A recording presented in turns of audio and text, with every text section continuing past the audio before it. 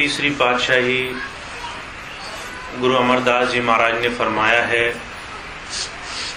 कृपा करे गुरु पाइया हरि नामो दे दृढ़ाई। कृपा करे गुरु पाइया हरि नामो दे दृढ़ाई। गुरु की कृपा होती है तब जाकर के परमात्मा का नाम, उसके दर्शनों का साधन, उसको प्राप्त करने की किसी जीव के अंदर वो सच्ची गति बन पाती है। बिना गुरु के, बिना महापुरुषों के दया के नाम दृढ़ नहीं होता। परमात्मा की भक्ति का रास्ता चाहे वो सारे शरीरों में छुपा हो, उसको प्राप्त करने का साधन किसी को नहीं मिलता। और जिन्होंने भी ऐसे महापुरुषों की शरणी पाई है, कहते उन्होंने सिर्फ इस सच्चे काम को किया है। कहते बिन गुरु किने न पायो बिरथा जन्म गवाए। अगर गुरु नहीं मिला, अगर कोई प्रभु प्राप्त योगी नहीं मिला, किसी अभ्यासी महापुरुषों की शरणागत नहीं गए, तो ये जीवन व्यर्थ चला जाता है। इस शरीर के छोड़ने के साथ 84 लाख जयजूनी के ऐसे विशाल, ऐसे अनंत दुख में जीव को भटकना पड़ता है जिसके छुटकारे का कोई और रास्ता नहीं। जन्मों जन्मांतरों के दुख से छुड़ाने वाली सिर्फ एक जुक्ति है, वो संतों की दया मेहर है, उनका दिया हुआ नाम है। और वो नाम जो हमारे अंदर प्रकट है, वो हमें जम और जम के दूतों से छुड़ाता है। हुजूर कहा करते थे, नाम को लोगों ने बहुत अलग अलग शब्दों में जाना है। किसी ने नाम को शब्द समझा, जबान से बोले जाने वाला कोई मंत्र समझा, और दुनिया में नाम देने वाले अनगिनत महापुरुषों की झड़ी लग गई। कोई एक शब्दी नाम देता है, कोई 2 शब्दी नाम देता है, कोई 3 शब्दी नाम देता है। और बहुत से महात्मा ऐसे हैं जिनके पास कोई नाम नहीं, वो मनमति के कारण जो नाम अच्छा लगे उसी नाम की कमाई का रास्ता बता देते हैं। नाम सिर्फ शब्द नहीं होता, नाम सिर्फ अक्षर नहीं होता, नाम सिर्फ माफ करना, सिर्फ किताबों में लिखी पड़ी बातें नहीं होती। इस नाम को संतों ने उस परमात्मा की तमाम पूंजी का सार बताया। शास्त्रों ने इसे शब्द भी कहा, कुरान शरीफ में मुसलमानों में इसे कलमा कहा गया, ईसाइयों में इसे वर्ड कहा गया। और ये सारे शब्द उसी एक प्रभु शक्ति की तरफ इशारा करते हैं। नाम कहो, शब्द कहो, कलमा कहो, वो सारे उस प्रभु शक्ति की तरफ इशारा करते हैं जो हमारे अंदर कारण कारण सत्ता है, हमारे अंदर काम करती हुई उस परमात्मा की ताकत को प्रकट करना, उससे जुड़ना, ये संतों की बड़ी भारी पूंजी होती है। पर जो कहा करते थे, ना तो किसी ने अपनी ताकत से उस प्रभु से जुड़ने का साधन सीखा है, और ना दुनिया में बड़े बड़े जोगी महात्मा नाम का भेद जान पाए हैं। बाबा सावन सिंह जी महाराज बहुत जोर देकर फरमाया करते थे, कहते थे नाम के लालच में सारी दुनिया नामी के पीछे पड़ी हुई है। नाम की कमाई करने और कराने में जो मान सम्मान है, जो दुनिया के मन माया के बड़े भारी धोखों में संसार फंसा हुआ है, हुजूर कहा करते थे बड़े बड़े जोगी महात्मा भी उसी बड़े भारी भ्रम में फंसे हुए हैं। कोई ऐसा नहीं जिसने अपनी ताकत से अंदर जाने का साधन सीखा हो। जुगों जुगों से बड़े जोगी आए, फिर भी ये रास्ता दुनिया को नहीं सिखा सके। ऐसे में वो प्रभु कृपा परमात्मा की अपनी दया से किसी के अंदर प्रभु से जुड़ने का ये साधन मिलता है। और वो भाग्यशाली हैं जिन्हें अंतर से जुड़ने का रास्ता मिला, जिन्हें जीवंत गुरु की शरणागत मिली, जिन्हें अंतर जाने का वो साधन मिल गया।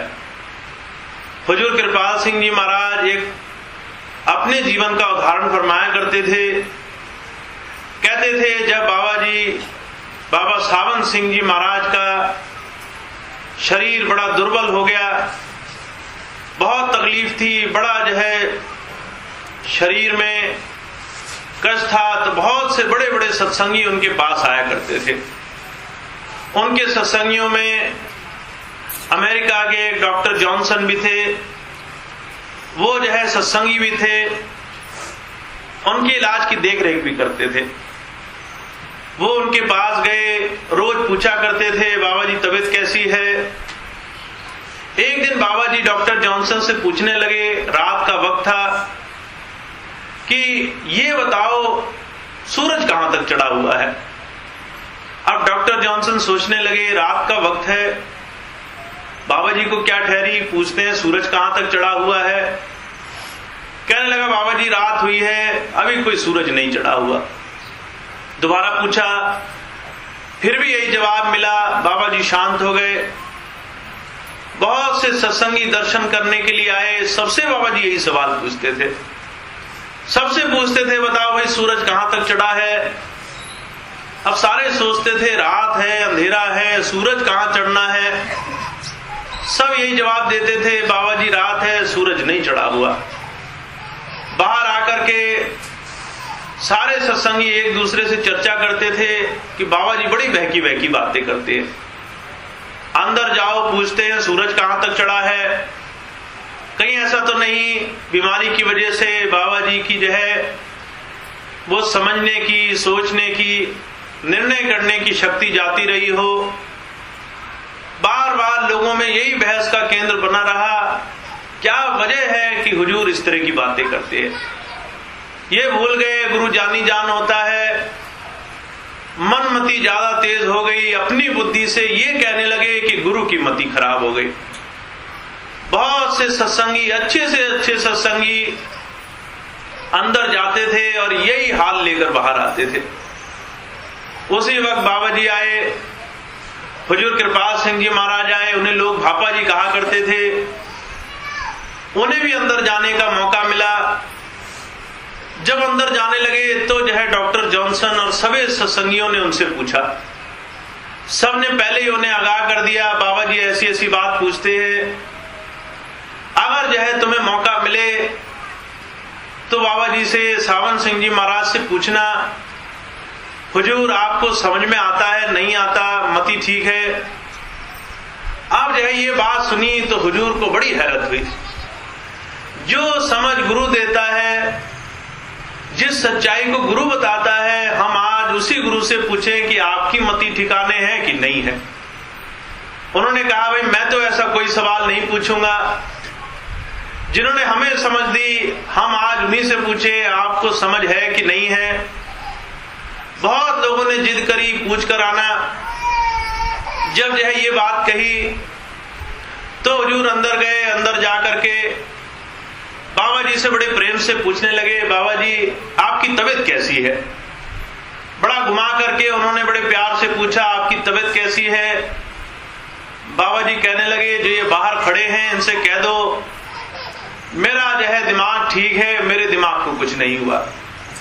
अब इतना सुना, हुजूर बड़े खुश हुए। कहने लगे, जो अंतर की जानता है, दुनिया समझती है, उसी की मति ठिकाने नहीं रही। ना उन्होंने जबान से ये कहा था कि बाहर के लोग क्या बोलते हैं, ना उन्होंने ये कहा था कि किस तरह की लोग चर्चा करते हैं। वो अंदर की जानी जान था। वो जानता था कि किसी के मन में किस तरह की गतियां चलती है। जब हुजूर उठकर चलने लगे तो बाबा जी ने वही सवाल उनसे भी पूछा। कहने लगे, कृपाल सिंह ये बताओ सूरज कहां तक चढ़ा हुआ है। अब हुजूर अभ्यासी थे। गुरु और शिष्य का नाता नाम से जुड़ने से, अंदर शब्द की कमाई से शुरू होता है। सारी दुनिया इस धोखे में है, ये बाहरी शारीरिक संबंध और गुरु और शिष्य का संबंध है। चाहे हम कितनी सेवा कर लें, माफ करना, जो पूरा गुरु है, जो अंतर से जुड़ा हुआ महापुरुष है, उसे शरीर के संबंधों से ज्यादा कुछ लेन देन नहीं होता। वो एक ही बात फरमाने के लिए आते हैं, भाई हमारा और तुम्हारा नाता आत्मिक नाता है। तुम प्रभु से जुड़ने की एक बड़ी भारी गहन इच्छा लेकर संसार में आए और उस इच्छा को पूरा करने के लिए हमें संसार में मानुष चोला धारण करके भेजा गया। तुम प्रभु को पाने के लिए आए, हम प्रभु के दर्शन तुम्हें कराने के लिए आए। तुम्हारा और हमारा मकसद एक ही है। वो मकसद आत्मिक नाम की कमाई से, शब्द की कमाई से शुरू होता है। पर शरीर से जो जुड़े हुए हैं उन्हें गुरु और शिष्य के संबंध का ज्ञान नहीं होता। हुजूर बड़े अभ्यासी थे, बड़े संजीदा थे नाम की कमाई में। बाबा जी ने जब उनसे सवाल पूछा, कृपाल सिंह सूरज कहां तक चढ़ा हुआ है, वो हाथ जोड़ करके पलटे, कहने लगे हुजूर जहां तक आपने चढ़ाया हुआ है बस वहीं तक चढ़ा हुआ है। अब ये बात सुनी बाबा जी बड़े खुश हुए।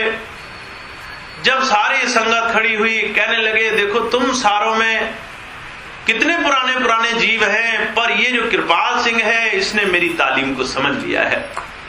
संतों की तालीम, महापुरुषों की तालीम बड़ी ऊंची तालीम होती है। परजूर कहा करते थे उसे समझने की, उसे प्राप्त करने की नजर भी माफ करना बड़े बिरले जीवों में होती है। हर कोई गुरु के पास जाकर के गुरु को नहीं मांगता। गुरु के पास जाकर नाम को मांगना, शब्द को मांगना, भजन सिमरन कमाई के रास्ते पर आगे जाने के रास्ते को मांगना भी बड़े कम बिरले हृदयों में साधन बना है। हुजूर बाबा सावन सिंह जी महाराज के जीवन की घटना आती है। वो जो है लाहौर की तरफ रावलपिंडी एक जगह थी, वहां थे। एक बार जो है वहां से वो बैठे थे, दफ्तर में काम होता था। वहां पर जो है अचानक दफ्तर में बैठे बैठे उन्हें बड़ी तेज सुगंधी आई। बाहर निकले, देखते थे सुगंधी कहां से आती है। चारों तरफ देखा, न कोई फूल न कोई खुशबू, बड़ी तेज गंध आती थी। उस जो है सुगंध को लेते लेते वो जो है दफ्तर से बाहर निकल गए। बड़ी दूर चले, काफी दूर जाने के बाद उन्होंने देखा एक महात्मा है बैठा हुआ है और जो है आंखें मूंदे किसी साधना में लगा हुआ है। सुगंधी लेते लेते वो आगे बढ़े तो गंध पीछे से आने लगी। जब पूरा पक्का हो गया ये गंध इस महात्मा के पास से ही आती है, तो वहां बैठ गए चुपचाप।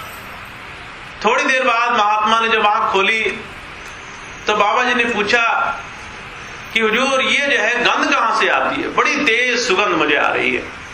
वो कहने लगे तुम्हें जो सुगंध आ रही है वो सुगंध दुनिया में हर किसी की नाक में नहीं आती। ये सुगंध बाहरी फूलों की, बाहरी खुशबुओं की नहीं, ये रूहानियत की खुशबू है। और तुम्हारी नाक बिरली नाक है, तुम्हारा शरीर, तुम्हारा जीवन बिरला है जो इस खुशबू को सूंघ रहा है। हुजूर कहा करते थे महापुरुषों की एक बड़ी भारी विशेष दया मेहर की पूंजी होती है, पर वो दया मेहर की पूंजी हर कोई प्राप्त नहीं कर पाता। कारण क्या है? हम जितने भी संसार में बैठे हैं, माफ करना, मन, इंद्रिय, विषय वासनाओं से हमारा इतना ताल्लुक हो गया है, हम इस दुनिया के बंधनों में जुड़ करके उस महापुरुष की उस आंतरिक रूहानियत खुशबू को नहीं प्राप्त कर पाते। हुजूर मिसाल फरमाया करते थे, कहते थे हम में और महापुरुषों में फर्क सिर्फ इतना है, उन्होंने अपने जीवन को संतों के चरणों में बैठ करके संवार लिया है। और हम आज भी मन इंद्रियों के घाट पर बैठे हैं, हमें अपने विषय वासनाओं की खुशबू आती है। हुजूर मिसाल फरमाते थे, कहते थे एक मछुआरा था, वो जो है मछली पकड़ने का काम किया करता था। एक बार मछली पकड़ करके रात को घर आ रहा था, आंधी तूफान आई, रास्ते में रुक गया, कहीं जो है सर छुपाने की जगह ढूंढने लगा तो उसने देखा एक बड़ा सुंदर बगीचा, उसके अंदर माली बैठा है। माली से अर्ज करी आंधी तूफान बहुत है, रात को जो है टिकने की जगह मिल जाए। अब जो है माली ने उसे रख लिया। जब रख लिया तो जो है रात को जिस जगह सुलाया वहां पर बड़े सुंदर फूल थे, बड़ी अच्छी सुगंधी आती थी, पर मछुआरे को नींद नहीं आई। बड़ा जो है करवटे बदले, बड़ा उथल पुथल हो। हुजूर कहा करते थे जब उसे नींद नहीं आई तो जो है उसने माली से पूछा, अरे भाई ये दुर्गंध कैसी आती है? उसे फूलों की खुशबू भी दुर्गंध मालूम पड़ती थी। कहता था ये दुर्गंध कैसी है जिसकी वजह से मैं सो नहीं पा रहा। माली कहने लगा, अगर तुझे दुर्गंध मालूम पड़ती है तो जो तेरे पास सुगंधी का पोटला है उसे अपने सर के नीचे दबा ले। मछलियां पकड़कर ला रहा था, जब उसे नजदीक रखा तो नींद आने लग गई। हुजूर कहा करते थे भाई किसी को किसी चीज की खुशबू है, किसी को किसी चीज का ताल्लुक है। महापुरुषों का ताल्लुक नाम से होता है, वो प्रभु से जुड़े हुए हैं, वो उस आंतरिक रूहानियत की खुशबू को ले रहे हैं, उनका जीवन पाक पवित्र हो गया है, उनका जीवन सुंदर है और उस सुंदरता में नाम का अमृत भरा जाता है। पर हुजूर कहा करते थे भाई हम कैसे नाम प्राप्त कर सकते हैं, हम नाम को कैसे कमा सकते हैं जब तक जीवन की सफाई ना हो जाए। हुजूर फरमाया करते थे, कबीर साहब ने अनुराग सागर में इस बात का बड़ा सुंदर वृत्तांत रचा। कहने लगे जब मुझे सत्पुरुष ने नरकों में भेजा, आत्माओं को तड़पते हुए देख करके मैं वहां पहुंचा तो मैंने देखा हर एक जीव कष्टों में तड़प रहा था, किसी को आराम नहीं मिलता था। जब जो है मैंने अपने भजन का प्रताप दिया, थोड़ी देर उन्हें शांति मिली तो वो करुण पुकार करते थे, हम नरकों में पड़े हैं, हमें किसी तरह से बचाया जाए। कबीर साहब कहने लगे मुझे उस प्रभु ने भेजा है तुम्हें जो है छुटकारा दिलाने के लिए, पर मैं तुम्हें छुटकारा ऐसे नहीं दिला सकता। तुम्हें ये नरक भोग करके मानुष चोला मिलेगा, जब मनुष्य के शरीर में आओगे मैं भी वहां मनुष्य शरीर धारण करके आऊंगा। उस वक्त दो चीजें याद रखना, अगर तुमने दो चीजें याद रखी तो तुम्हें छुटकारा मिल जाएगा। उन्होंने पूछा कौन सी दो चीजें हैं? कहने लगे पहली बात तो तुम मेरी शक्ल देख लो गौर से, यही शक्ल यही जामा धारण करके मैं वहां भी आऊंगा, मेरी शक्ल को याद रखना, मुझे मत भूल जाना। दूसरी बात कहने लगे मैं एक नाम का परवाना लेकर आऊंगा, वो नाम उसी हृदय में रखा जाएगा जो हृदय साफ होगा। कभी मन माया में फंस करके अपने आप को गंदा मत कर लेना जिससे नाम न प्रकट हो सके। हुजूर कहा करते थे संतों का संसार में आना होता है, जीव भी संसार में होता है पर हम उसे पहचान नहीं पाते। किसी को मन माया का रोग सता रहा है, किसी को संतों में भौतिकता के सुख नजर नहीं आते, कोई चमत्कारी महापुरुषों की तलाश में है, कोई मतलब परस्त है, दुनिया में संतों को सिर्फ मतलब के लिए प्यार करता है। हुजूर कहा करते थे जब तक जीवन साफ नहीं होता, गुरु से प्रभु पाने की ललक नहीं होती, तब तक जीवन में उस नाम की कमाई का भी साधन नहीं बनता। इसी बात को ईसा मसीह ने अपने शब्दों में फरमाया। मैं सिर्फ ये बात फरमाने की कोशिश कर रहा हूं, जितने भी महापुरुष आए सबने एक ही बात पर जोर दिया, गुरु और शिष्य का संबंध आत्मिक संबंध होता है और वो संबंध तब जुड़ता है जब हम पहली बात जीवन सुधार लेते हैं, जीवन में सफाई रखते हैं, जीवन को गुरु अनुरूप चलाते हैं। दूसरी बात गुरु को पाने की लगन लगा करके बैठ जाते हैं। ईसा मसीह के जीवन की घटना आती है, उनका सबसे अच्छा शिष्य था साइमन पीटर। पूछने लगा, कहने लगा महाराज सारी दुनिया को प्रभु पाने की इच्छा है तो प्रभु क्यों नहीं मिल रहा? वो बड़े सॉफ्ट लफ्जों में फरमाने लगे, कहने लगे my people have committed to evils. मेरे जो प्यारे हैं, सारे जो जीव इस संसार में मानुष चोला धर कर आया है, हर कोई मुझे प्यारा है। कहते जो मेरे प्यारे हैं इन्होंने दो गलतियां जीवन में अपना रखी हैं। कहा फर्स्ट दे हैव फॉरशेकन मी, पहली बात ये मुझे भूल बैठे हैं, मुझे अपना हितैषी नहीं मानते, मुझसे सिर्फ दुनिया की चीजों को मांगते हैं। और कहा second they have broken the cistern of water of life. जो जीवन का अमृत था, जिस बर्तन में रखा जाना था, कहते उस बर्तन में इतना बड़ा छेद है कि जितना डालो सब रिस कर बह जाता है। जीवन का अमृत किस बर्तन में रखा जाना था? हमारी ये आत्मा, मन और ये शरीर का मिला जुला रूप। कहते भाई ये जीवन अगर गंदा होगा, गुरु के नाम की कमाई भी इसमें असर नहीं करती। तो महापुरुषों ने क्या फरमाया? कहते संत जो है नाम की बरखा करने के लिए आता है, पर हम उस बरखा में भीग जाने के बाद भी सूखे के सूखे रहते हैं, क्योंकि हमारे अंदर मन माया का वो रूप है जिससे संतों की रूहानियत की खुशबू भी हासिल नहीं होती। उससे बचने का रास्ता क्या है? हुजूर कहते हमने जो है अपने जीवन में अपने मानुष चोले के पाने के उद्देश्य को समझ लेना था। सबसे पहले जन्म लेने के उद्देश्य को जान लेना था, हमें संसार में क्यों भेजा गया। क्या हम दुनिया कमाने के लिए आए? क्या हम परमार्थ कमाने के लिए आए? दो सवाल हैं। दुनिया को पाना उद्देश्य था या प्रभु पाना उद्देश्य था? इन बातों को अपने जीवन में जब हम साफ करते हैं तब जाकर के आगे चलने की शुरुआत होती है। जितने भी महापुरुष आए इसी बात पर उन्होंने जोर दिया। आज आपके सामने कबीर साहब का एक शब्द रखा जाएगा। ये बात साफ करने के लिए जब जब संत आए उन्होंने नाम से, शब्द से, कलमे से, उस वर्ड से, उस अंदर जो शब्द हो रहा है उससे जुड़ने की ही तालीम दी है।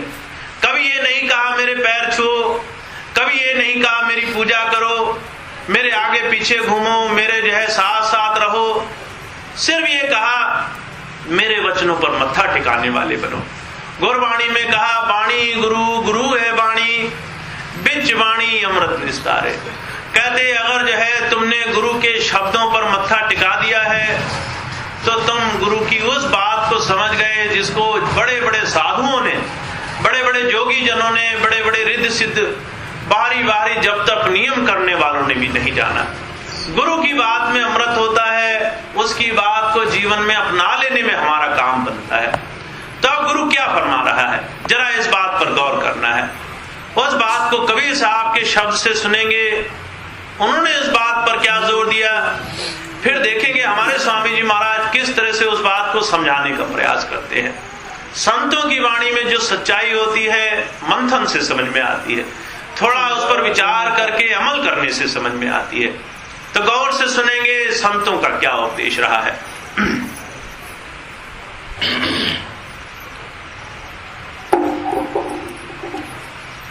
वाणी श्री गुरु कबीर साहब जी महाराज।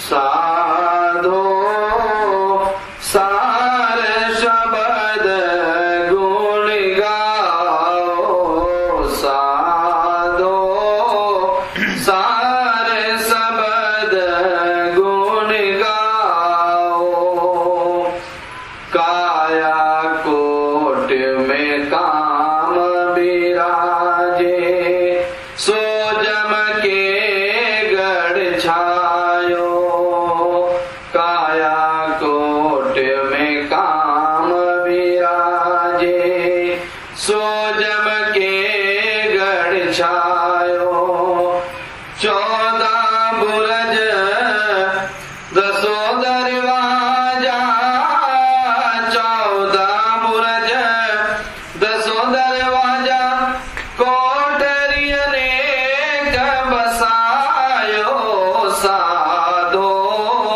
सार शब्द गुण गाओ, 5 यार 25 भाई, सगरी गुहार बुलाओ, तेगा तर कसी कसी के बांधो, तेगा तर कसी कसी के बांधो, दूरमति दूर बहाओ, साधो सार शब्द गुण गाओ। अब जो है कबीर साहब फरमाते, कहते करना क्या था, गुरु का, संतों का उपदेश क्या था, इस बात को पहले समझ लेना जरूरी है। संत कभी दुनिया की धन दौलतें ऐशो आराम का जीवन हमारे जीवन में बनाने के लिए नहीं आता। अगर वो हमारे कुछ काम बनाता भी है तो माफ करना, सिर्फ हमारा प्रेम उस अंदर प्रभु से जोड़ने के लिए बनाता है। हमारा चाव उस पर बने, हमारी याद ऐसे महापुरुषों के चरणों में बने, हमारा विश्वास उन पर होने लग जाए, बस इस करके वो हमारे दुनिया के काम बनाता है। उसका सरोकार क्या है? तुम दुनिया से अलहदा होकर के, अलग होकर के उस मालिक से जीते जी अपना संबंध जोड़ने वाले बनते। हुजूर कहा करते थे, संतों ने सारे जीवन में इसी बात का उपदेश फरमाया। ईसा मसीह संत हुए, वो कहा करते थे, मैं माँ को बच्चे से, भाई को बहन से जुदा करने के लिए आया हूं। उनके बहुत सारे शिष्य थे, 12 शिष्यों में एक शिष्य ने पूछ लिया, कहने लगा, हुजूर आप जो है माँ को बच्चे से, भाई को बहन से जुदा करोगे तो आपको प्यारा और संत कौन कहेगा? वो कहते, भाई ये दुनिया के नाते हैं, आज हैं, और ये नाते आज संसार में बंधन बनाने का काम करते हैं। इनसे छूटोगे तो उस सच्चे प्रीतम से, उस सच्चे नाते से जुड़ने का तुम्हें मौका मिलेगा। तुम्हारा संबंध प्रभु से जुड़े, उसके लिए तुम्हारा जो है जीते जी दुनिया के प्रेम से ऊपर उठना जरूरी है। तो वो क्या कहते हैं? कहते, जिसने भी दुनिया से प्रीति लगाई है उसके लिए प्रभु को पाना दुर्लभ हो गया। हुजूर कहा करते थे, जब संत आते हैं वो ऐसी जुक्ति निकालने के लिए आते हैं, हम उस मालिक से भी प्यार करें और उस मालिक करके सारी दुनिया से भी हमारा प्यार बना रहे। पर प्यार दुनिया से सिर्फ उस प्रभु के वास्ते। ये सारी दुनिया उस प्रभु की बनाई हुई, इसलिए हमारा दुनिया से प्यार है। तो वो क्या कहते, इससे पहले जरूरी क्या है? तुम्हें संसार में इस ऊंचे काम के लिए भेजा गया, उस ऊंचे काम पर तुम्हारी नजर जम जाए, तुम्हारा उद्देश्य साफ हो जाए। तो कबीर साहब क्या कहते, साधो सार शब्द गुण गाओ। तुम्हें संसार में भेजा गया था उस सच्ची बात को समझने और झूठी बात को छोड़ देने के लिए।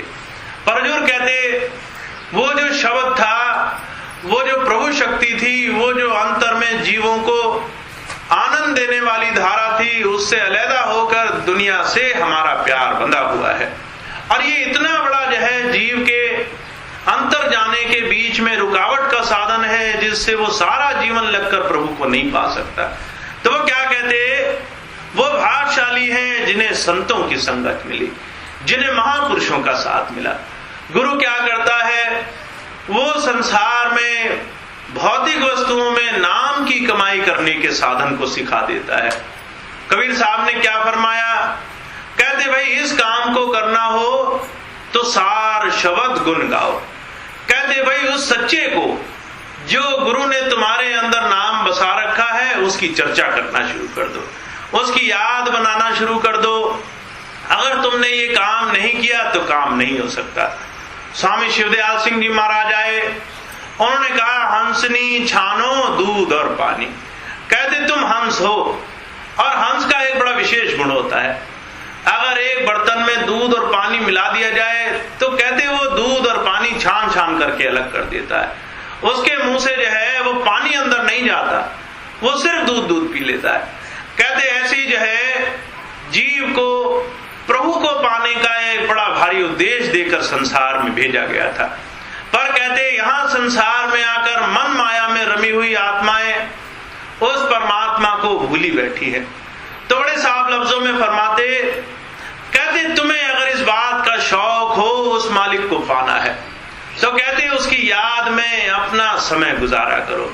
चलते फिरते, सोते जागते, खाते पीते, कोई भी कर्म करो, पर याद उसकी बनाकर रखो।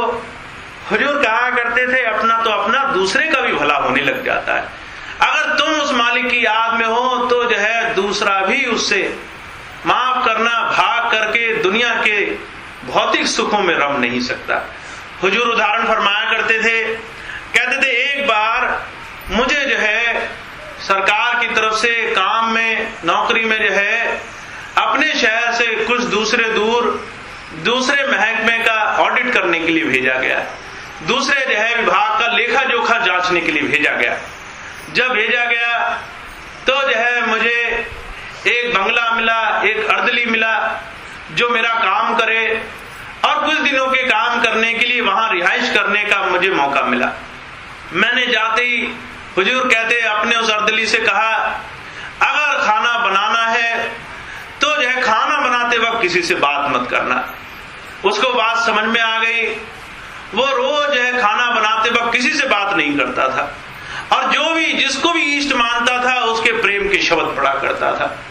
हुजूर कहा करते थे, मैंने जो है रोज रोज जो है उसके इस खाना बनाने और मालिक की याद करने के साधन से जब जब भजन पर बैठा मेरा मन खूब भजन में लगा। एक दिन कहने लगे, रात को 12 बजे मैं उठा, भजन करने के लिए बैठा तो मन चलायमान रहता था, इधर उधर भागता था, मेरा मन भी नहीं टिका। मैंने बड़ा मंथन किया, मैंने कौन सा गलत काम किया जिससे मेरा मन नहीं टिकता। आखिर में नतीजा ये निकला, मैंने जो है हुजूर कहते उस खाना पकाने वाले खान सामे को बुला लिया और रात को ही बुलाकर पूछा, आज कौन आया था तेरी रसोई में? पहले वो घबरा गया, कहने लगा हुजूर कोई नहीं आया था। दोबारा पूछा, जब तीसरी बार पूछा तो हाथ जोड़कर कहने लगा, बड़ी गलती हो गई, मैं खाना बना ही रहा था, एक दूसरा आदमी आया मुझसे बात करने लगा, मुझे याद नहीं रही मैं बात में कब लग गया और सारा खाना मैंने उसके बात करते करते बनाया। हुजूर कहते उसके सिर्फ दूसरे के बात करने और मालिक के सिमरन छोड़ने से कहते मेरे भजन में बाधा पड़ गई। हुजूर कहा करते थे, दूसरे के सिमरन से, दूसरे के ख्याल से माफ करना कई बार उनके अंग संग रहने वालों पर भी बड़ा भारी प्रभाव पड़ता है। तो वो क्या कहते, जो हम करते हैं हमें तो लाभ मिलता है, साथ साथ हमारे अंग संग रहने वालों का जीवन, उनका परिवेश भी बदलता है। तो वो क्या कह रहे हैं, कहते पहली बात तो तुम्हें अगर चाव है, लगन है प्रभु पाने की, तो पहला काम क्या करो, कहते शब्द का, शब्दों का, गुरु की याद का, चलते फिरते कोई भी काम करो, याद उसकी बनाकर रखो, गुणगान किया करो। फिर क्या कहते ये काम करोगे तो तुम्हारा जीवन सुधार की तरफ, उस मालिक की याद के लिए पवित्रता की तरफ चलने लग जाएगा। हुजूर कहा करते थे, चेस्टिटी इज लाइफ, अगर पवित्रता होगी तो तुम्हारा जीवन बनेगा और तुम प्रभु को प्राप्त कर सकोगे। वो कहते अगर नहीं करते तो बड़ा भारी नुकसान है। कहते काया कोट में काम बिराजे, सो जम के गढ़ छाओ। कहते हमारे अंदर मन ने ऐसी ऐसी बुराइयों का ऐसा सूक्ष्म समावेश कर रखा है जिसे हम इन आंखों से नहीं देख पाते। कई बार स्वामी जी महाराज ने और कई बार हुजूर ने भी इस बात की चर्चा करी। उनके सत्संगों में कई बार बहुत से जो है उनके प्रेमी भाई आए, कई बार उन्होंने सुनाया। कहने लगे, हुजूर पूछा करते थे कि भाई कितना तुम्हारा मन लगता है। बहुत से लोग कहते थे हम तो साफ दिल के हैं, हमें किस बात की परख करने की जरूरत है। पर हुजूर कहा करते थे, अरे जिस नजर से तुम देख रहे हो वो नजर बड़ी मोटी है, और तुम्हारे अंदर जो विकार है वो इतने सूक्ष्म है, इन आंखों से नजर नहीं आएंगे। कहते ये शरीर एक महल की तरह है, एक दुर्ग की तरह है, और कहते इसके अंदर अच्छाई और बुराई दोनों ही भरी पड़ी है। पर वो कहते विकार इतने हैं, वो विकार तुम्हें उस परमात्मा की याद में लगने नहीं देते। कहते सबसे बड़ा विकार क्या है, कहते कामना, इच्छा। हमारे अंदर जो जो इच्छाएं होती हैं, उन इच्छाओं के कारण संसार में बार बार लौट लौट के आना पड़ता है। हुजूर क्या फरमाते, बहुत से लोगों ने इच्छाओं के कई अलग अलग मापदंड बना रखे हैं। बहुत से कहते हैं हम अगर कोई बात करेंगे, हम कोई काम करेंगे, उसी को कामना कहा जाता है। पर कबीर साहब ने क्या फरमाया, कहते काम काम हर कोई कहे, काम न जाने कोई, जेती मन की कामना काम कहा रे सोए। कहते मन में अगर थोड़ी सी भी इच्छा उठी है, फुरना उठी है, तो कहते वो छोटी सी इच्छा और छोटा सा ख्याल भी एक कामना है, और कहते वो कामना भी अपना असर छोड़ती है, उसकी भी एक जकड़न, एक बंधन होता है। तो वो क्या फरमाते हैं, कहते तुम्हारा शरीर दुर्ग की तरह प्रभु ने बनाया, इसके अंदर उसकी याद बसनी थी, पर हमने इसके अंदर काम, क्रोध, लोभ, मोह और अहंकार बसा रखे हैं। गुरु अमरदास जी महाराज क्या फरमाया करते थे, कहते थे जब तक ये पांचों हैं तब तक उस प्रभु की जो है इसके अंदर रिहाइश नहीं, तब तक वो मालिक इसके अंदर नहीं बसेगा। कहते काम क्रोध परहर पर निंदा, लब लोभ छोड़ हो निचिंदा। कहते काम छोड़ो, क्रोध छोड़ो, पराई निंदा छोड़ो। हुजूर कहा करते थे पराई निंदा तो इतना बड़ा अभिशाप है, उसका जो है संसार में कोई भी भुगतान नहीं भुगत सकता। क्या फरमाया करते थे? कहते थे निंदा तो भूलकर भी किसी की नहीं करनी चाहिए, चुगली नहीं करनी चाहिए, किसी के जीवन में झांकना नहीं चाहिए। कहते निंदा भली किसी की नाही, मन मुख मुगद करन, मुख काले तिस निंद का नरके घोर पवन। कहते भाई अगर तुम निंदा करते हो तो कहते वो निंदा माफ करना सिर्फ मन को खुशी देती है और वो कुछ और काम नहीं करती। कहते जिसने निंदा करी उसका अपना मुंह काला होता है। और तीसरा नुकसान कहते घोर नरकों में जाकर के जन्मों जन्मांतरों तक कहते बड़े लंबे समय तक दुखों का भोग भोगना पड़ता है। हुजूर कहा करते थे मैंने इन हालतों में देखा है, नरकों में तड़पते हुए जीवों को देखा है, इसीलिए उनकी हालत बयान करता हूं। हमने और आप जो यहाँ बैठे हैं, हम माफ करना दुनिया की हालत का ही पूरा अभी व्यवहार नहीं जानते, तो महापुरुष अपने अनुभव से दुनिया के सामने बयान करते। कहते एक छोटे से छोटे कर्म के बदले काल ने नरकों की कैद बना रखी है। 28 तरह के नरक बना रखे हैं। जो जैसे कर्म करता है उसे कहते कल्पों जुगों तक जो है नरकों में जाकर के एक छोटे से छोटे नरक का कहते जन्मों जन्मांतरों तक भुगतान भुगतना पड़ता है। तो वो क्या फरमा रहे हैं? कहते अच्छा तो ये होता इनके अंदर से बुराई निकाल देते। कहते लब लोभ छोड़ हो निचिंदा, मोह लालच, कहते ये सब छोड़ करके तुम जो है गुरु आश्रित प्रभु आश्रित रहते तब तो तुम्हारा कुछ काम बनता। वो कहते तुम्हें जो महल दिया गया इसकी सारी चीजें जो है परमात्मा ने बड़े विशेष तरीके से चुन रखी, पर कहते तुम्हारी एक छोटी सी भावना से ये महल बना बनाया भी विषयों की तरफ खींच करके कहते जम के गढ़ छाओ, तुम्हें जम और जम के दरबार पे ले जाकर खड़ा कर देता है। तुम्हें धर्मराज के दरबार में जाकर के अपनी हाजिरी देनी पड़ती है। और कहते जो काम गुरु ने किया तुम्हारा खाता काट करके अपने जो है खाते में लिख लिया। कहते कई बार इन विषयों के कारण जीव का जो है फिर से नरकों में आने जाने का साधन बन जाता है। हुजूर क्या फरमाते? कहते भाई तुम्हें ऐसा सुंदर साधन दिया गया, कहते 14 बुर्ज 10 दरवाजा कोठरी अनेक बसायो। कहते अगर तुम्हारे अंदर ये विकार नहीं गए तो ऐसे मजबूत किले से भी काल खींच करके ले जाएगा। कहते इसके अंदर 14 जो है बुर्ज लगे हुए हैं, जो है बाहर से आने वाले कहते आतंकियों से इस महल को बचाकर रखने के लिए बनाए गए थे। कहते इसके अंदर 10 इंद्रियां हैं, 4 अंतःकरण है, 10 और 4 14 जो है बुर्ज लगे हुए हैं। फिर कहते 10 दरवाजे इसके अंदर, 9 दरवाजे बाहर को खुलते हैं, 1 दरवाजा अंदर को खुलता है। कहते 10 दरवाजे ऐसे हैं जिसमें मन मर्जी से किसी का काम नहीं चलता। फिर कहते इसके अंदर एक कोठरी भी है, कहते सब कुछ होते सोते भी आत्मा को काल घसीट घसीट कर ले जाता है। अगर हमने विकारों को छोड़ करके कहते उस मालिक के शब्द का गुणगान नहीं किया तो कहते वो काल कसाई किसी का पीछा नहीं छोड़ता। ऐसा सुंदर ऐसा जो है मजबूत किला देने के बावजूद भी कहते छोटी सी जीव की अपनी गलती के कारण उसे जन्मों जन्मांतरों का दुख भोगना पड़ता है। तो कबीर साहब बड़ा जोर देकर फरमाते, कहते क्या करते, तुम्हें इन सब का लाभ उठाना था। तुम्हारे अंदर 10 इंद्रियां थी, आज ये विकारों की बात मान करके दुनिया में भाग रही।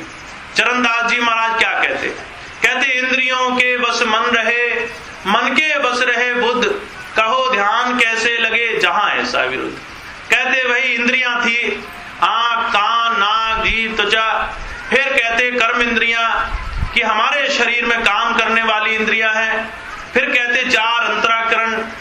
हुजूर कहा करते थे मन बुद्धि चित्त और अहंकार। कहते 14 के 14 विकारों में लग करके दुनिया की तरफ भगा रहे। इंद्रियां मन में लगी हैं और मन में दुनिया लगी है। कहते भाई हम दुनिया की तरफ क्यों भाग रहे? क्योंकि हमने इन इंद्रियों को सवार करके गुरु के गुणगान में नहीं लगाया। वो कहते इनका लाभ उठा लेना था, इन्हीं का नुकसान उठा रहे हो।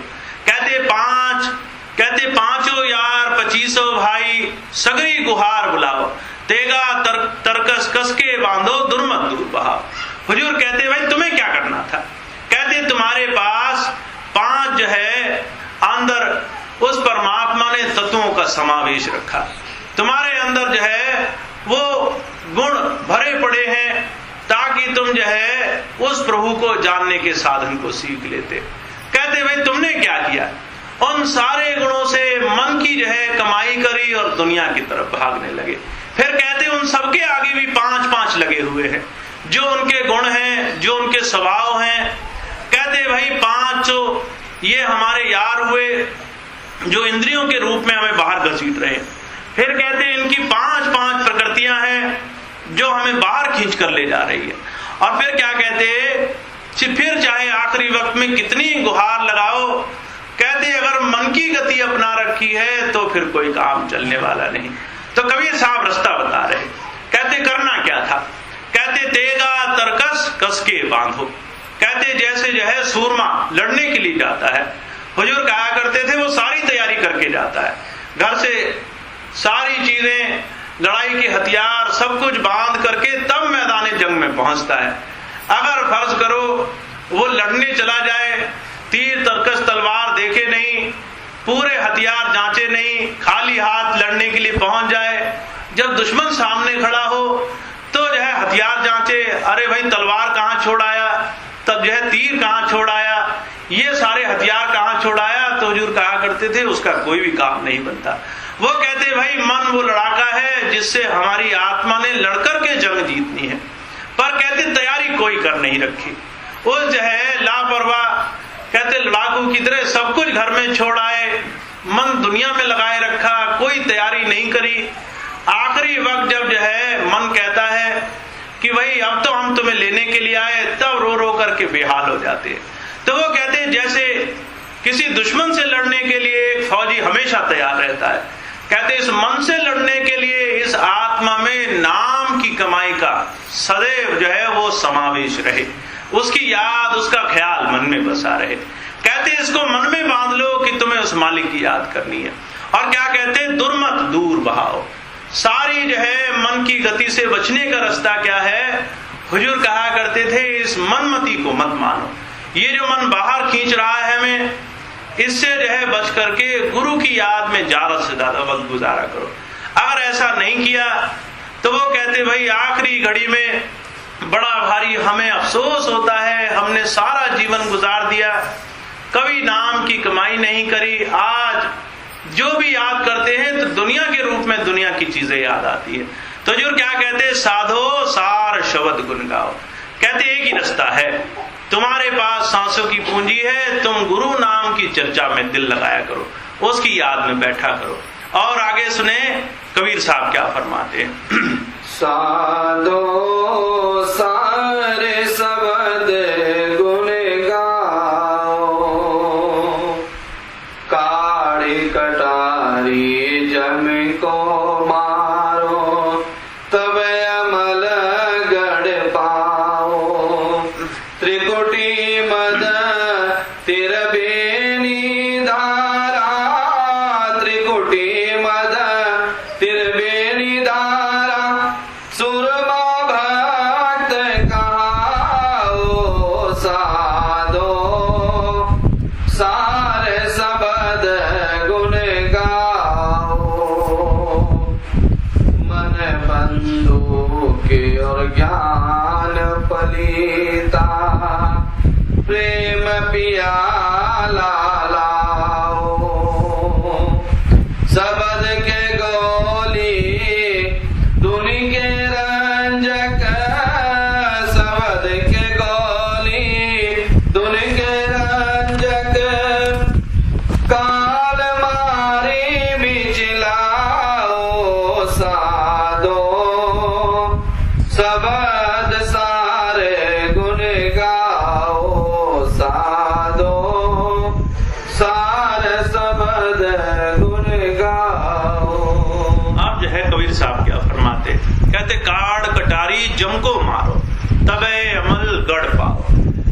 भाई सबके अंदर काल बैठा हुआ है। काल किसे कहते हैं? हुजूर कहा करते थे ये मन ही हमारा काल है। ये मन जो जो कहता है हम इस मन की गति को मानते हैं। चाहे कुछ भी हो, मन से जो है हारा हुआ जीव, हुजूर कहा करते थे, सारी चीजों से हारा हुआ है। कई बार मैंने देखा स्वामी जी के पास बहुत से भाई बहन आते हैं और कहते हैं हमारा वजन नहीं बनता। पर अगर जो है उनसे स्वामी जी पूछते हैं भाई क्यों नहीं बना, तो कहते मन नहीं मानता, मन नहीं करता बैठने को। हुजूर कहा करते थे मन तो कभी भी नहीं करेगा बैठने को। अरे मन का काम ये है जीव को फंसा करके दुनिया का गुलाम बनाए रखे, और इस काम को करने के लिए वो हर भरसक प्रयास करता है, हर भरसक कोशिश करता है। संतों ने नाम की कमाई करी मन को मार करके। कैसे मारा? गुरु नानक देव जी महाराज ने इस बात को बड़ी साफ लफ्जों में फरमाया। कहते कि माया मार मन मारिया जीवित रहा शरीर, आशा तृष्णा मार कर नानक रहे फकीर। कहते भाई आशा मारी, तृष्णा मारी, मन माया और माया भी मारी, पर मारा कैसे? कहते उस सदगुरु की याद में और इस मनमती से पीछे छूट छूट करके। तो वो कहते भाई मन की जो मान रहे हैं वो समझ लो काल की मान रहे हैं, और कहते काल की जो मानता है वो सदगुरु की नहीं मान सकता। हुजूर कहा करते थे काल और दयाल ये दोनों ही एक दूसरे के विपरीत है। जिसको मन गति प्यारी है समझ लो उसको गुरुमति का कोई एहसास नहीं, वो गुरु की बात पर भी चलने वाला नहीं बना। तो वो क्या समझा रहे? कहते काड़ कटारी जम को मारो। कहते तुम्हारा काम क्या है?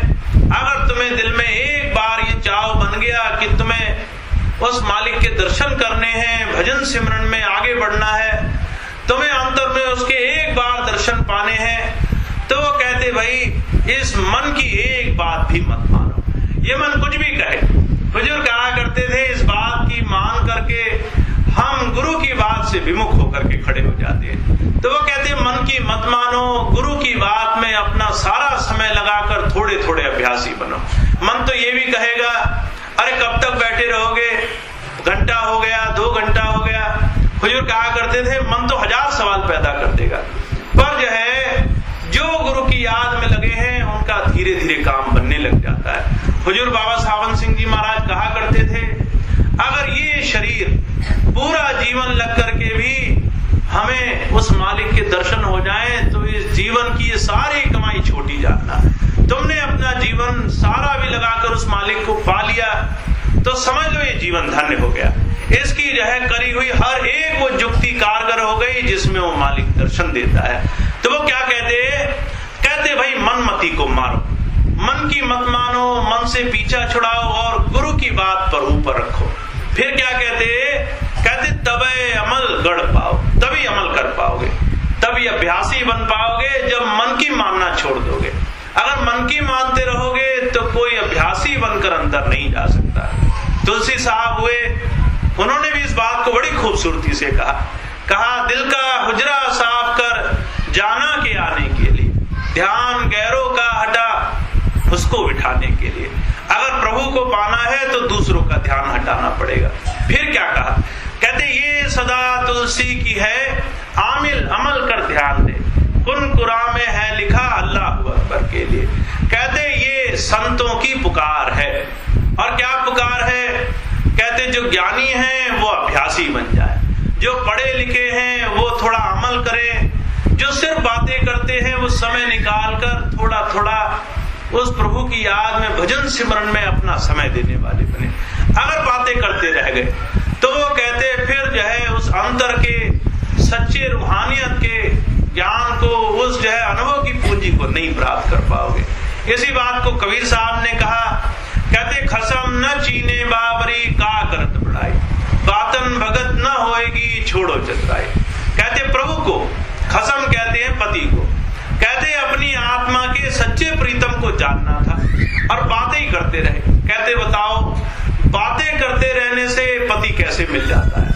जब हमें दुनिया का काम खाली बातें करने से नहीं होता तो कहते हमें उस प्रभु पाने का काम कैसे बातें करने से हो जाएगा। फिर और जो है ऊंची जबान में कहते दिल दरियाओं की माछरी गंगा भय आई, कोट जतन से धोवई तो उबास न जाए।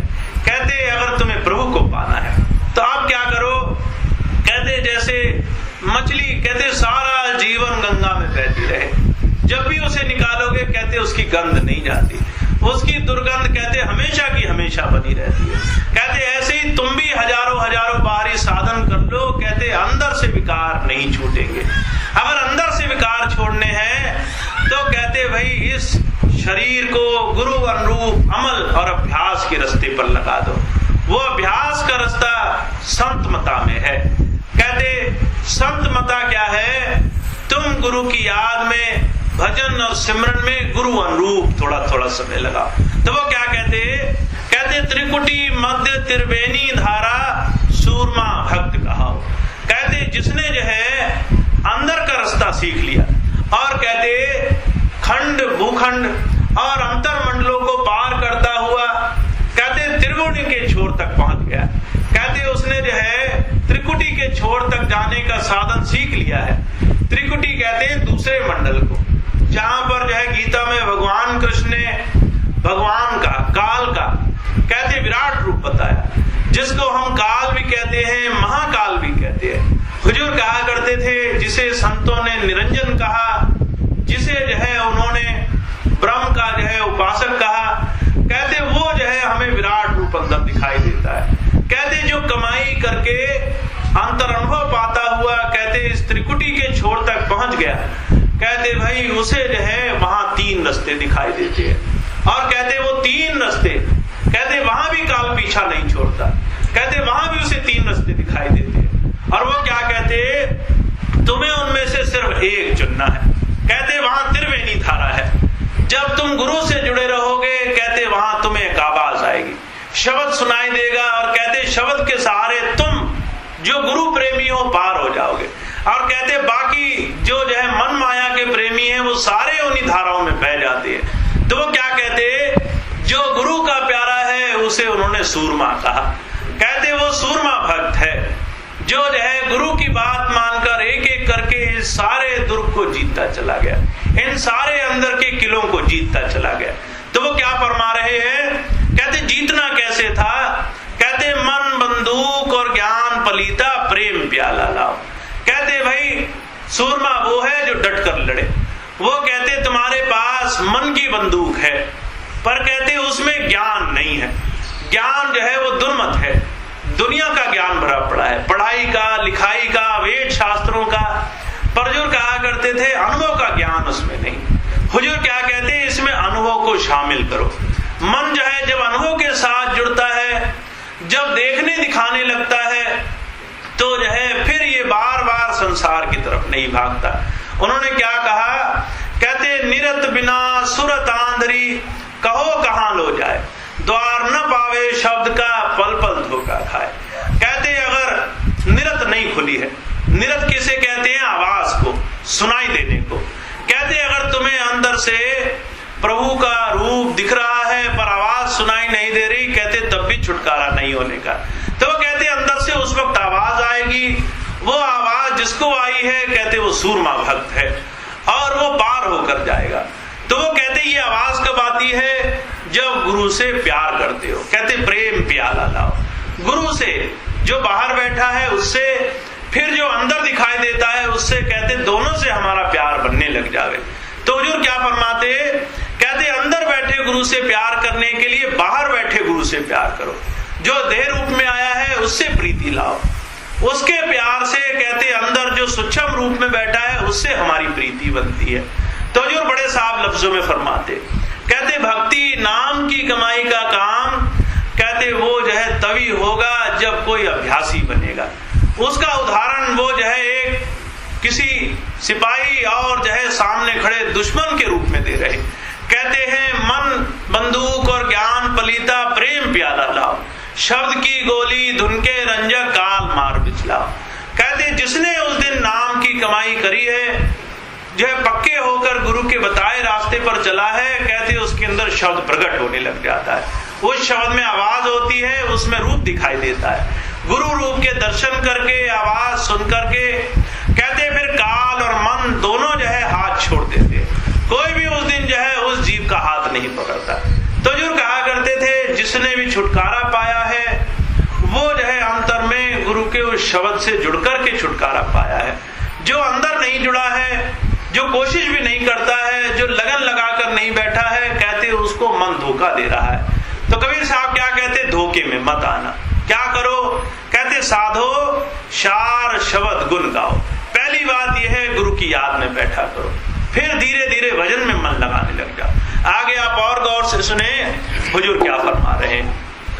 साधो सारे शब्द गुण गाओ, जो कोई वीर चढ़े लड़ने पर मन के मैल धुआओ। द्वादश घाटी छह के बाटी, द्वादश घाटी छह के बाटी, सूरत संगीन चढ़ाओ। साधो सार शब्द गुण गाओ।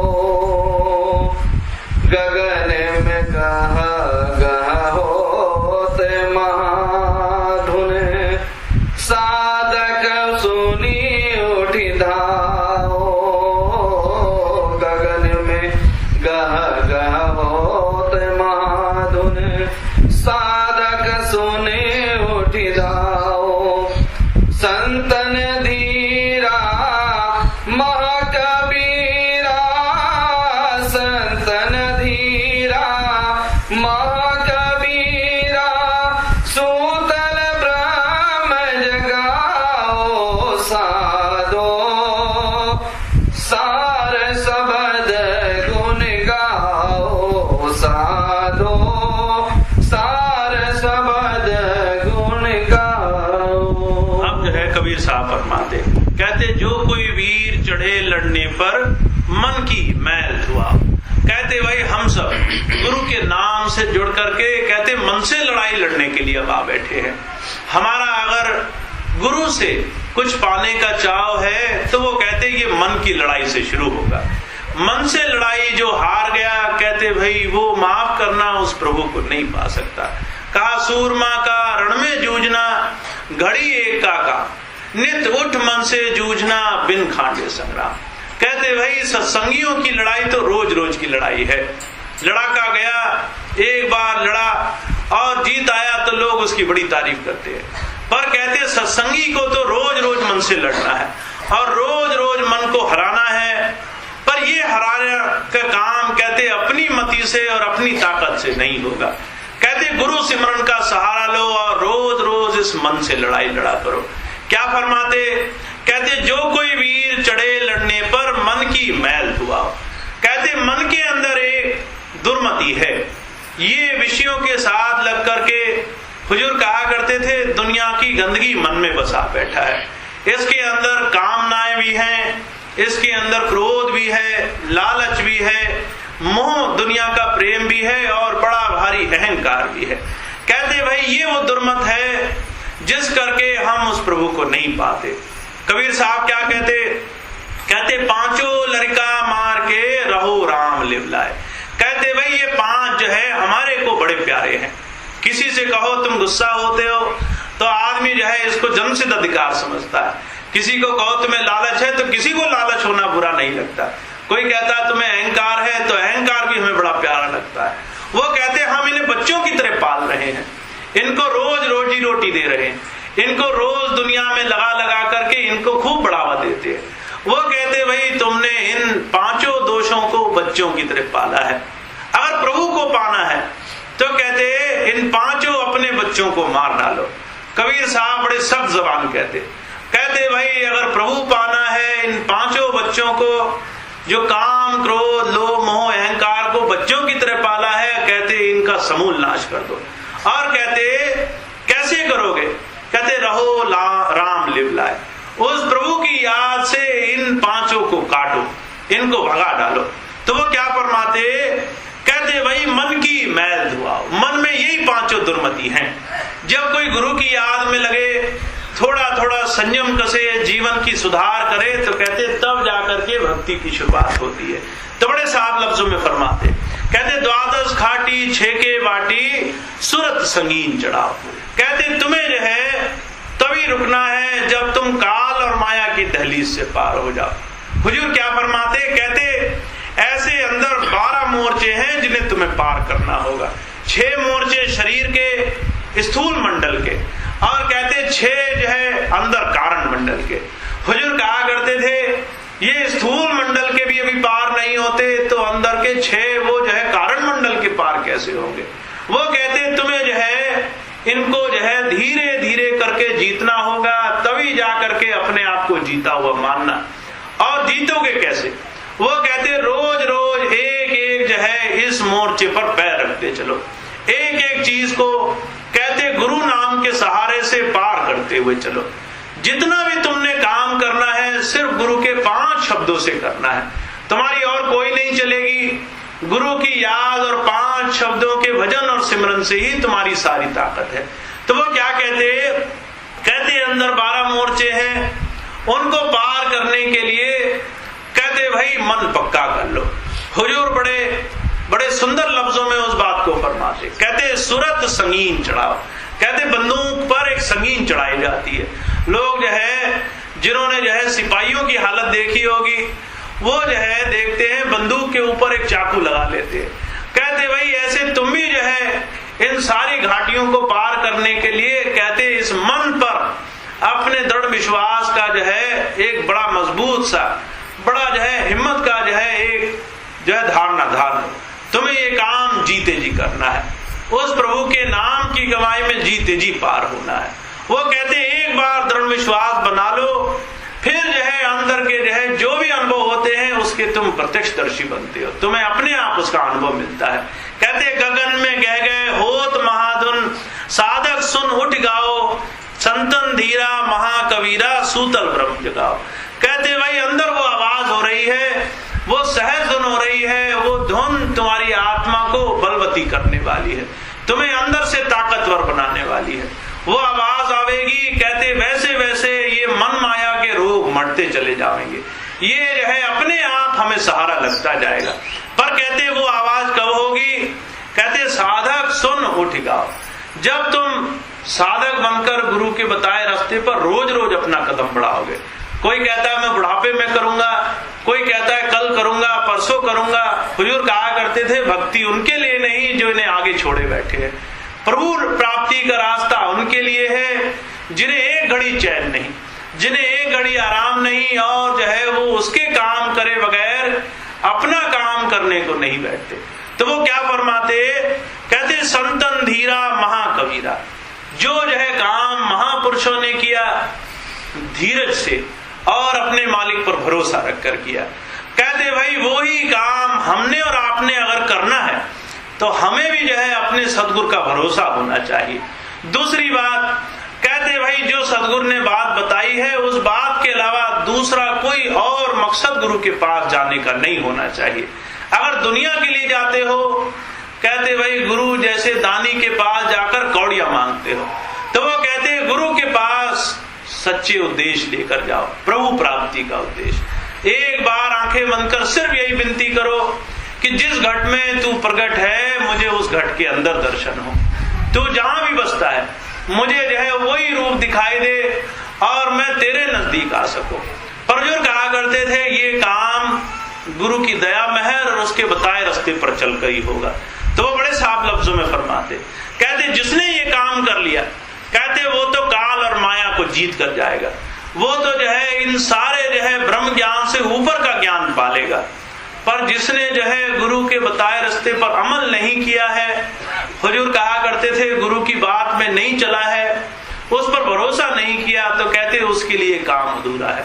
तो महापुरुषों ने बड़ा जोर दिया, कहते संतों ने जो भी तालीम बख्शी है आत्मिक दौलत से, कहते वो जीव को पात्र बना करके उसको अंदर से जो है उस प्रभु प्राप्ति के साधन में तैयार बना करके उसे दी है।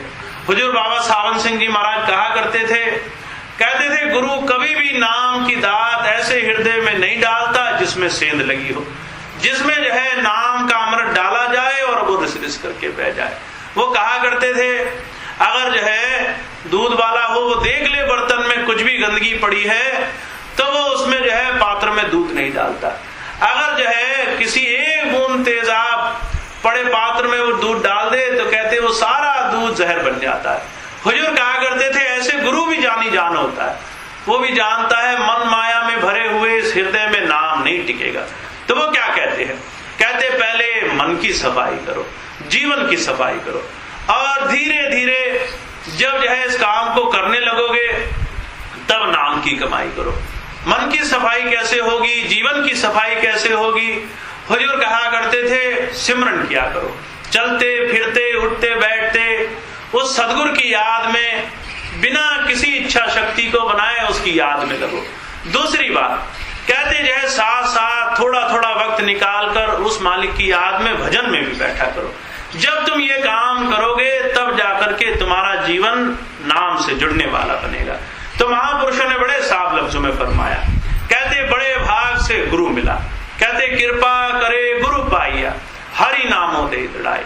गुरु का काम क्या है, तुम्हें नाम से जोड़ दे, नाम दृढ़ कर दे। कहते नाम क्या है, गुरु की दया मेहर का अंतर की तवज्जो का खजाना है। और कहते तुमने जो है अगर गुरु के पास जाकर नाम नहीं पाया तो कहते बिन गुरु किने ने पायो बिरथा जन्म गवाई। गुरु को अगर गुरु नहीं माना, उसके पास जाकर अगर नाम नहीं प्राप्त करने की इच्छा करी तो कहते सब कुछ होते हुए भी जीवन खाली चला जाएगा। तो जो कहा करते थे भाई तुम्हें मौका भी मिला है, सदगुरु भी मिला है, और प्रभु की दया से हमारे शरीर में अभी जान भी है, ताकत भी है, अभी हम सब कुछ कर सकते हैं। अगर और 20 साल बाद कोई कहे वजन करो तो अब से ज्यादा शरीर दर्द होगा। अगर 40 साल बाद कोई कहेगा वजन करो तो जो कहा करते थे तब तो मन भी जवाब दे देगा। कहते आज कोई वजन करने को कहे तो हम हिम्मत लगा सकते हैं। वो कहते अभी मौका है, अभी जो है सारी चीजें सार्थक हैं, समर्थ हैं। इस वक्त में जो नाम की कमाई कर ले, हुजूर कहा करते थे उसका जीवन सही मायनों में गुरु की दया मेहर का उदाहरण बन जाता है। तो आपको रास्ता मिला हुआ है। बड़े भाग्यशाली जीव हैं वो जिन्हें जो है गुरु ने साधन बताया और वो उसमें लगे भी हुए हैं, प्रेम प्यार से भजन सिमरन भी करते हैं। हुजूर कहा करते थे यही गुरु और शिष्य का संबंध है। तुम अंदर जुड़ जाओ और गुरु भी तुम्हें अंतर दिखाई दे। पर अगर गुरु और तुम्हारा अंदर का संबंध और प्रेम नहीं जुड़ा है, तुम अभी भी बाहरी बाहरी रूप में गुरु को शरीर मान रहे हो, बाहरी बाहरी चीजों के स्वाद में लगे हुए हो, तो कहते भाई थोड़ा ऊपर उठो, गुरु को जो है उस दृष्टि से देखो जिस महान दया मेहर के भंडार को वो लुटाने के लिए आया है। और उस चीज को पाने के लिए थोड़ा अभ्यासी होना, अंदर जाना जरूरी है। तो थोड़ा सा साधन, भजन, नाम की कमाई करनी चाहिए। जितना जितना आप करेंगे उतना उतना आपको लाभ मिलेगा। तो ये थोड़ी सी बात थी जो कबीर साहब के शब्द से और स्वामी जी महाराज के जीवन से आपके सामने रखी गई। अब इतनी बात कह के मैं अपनी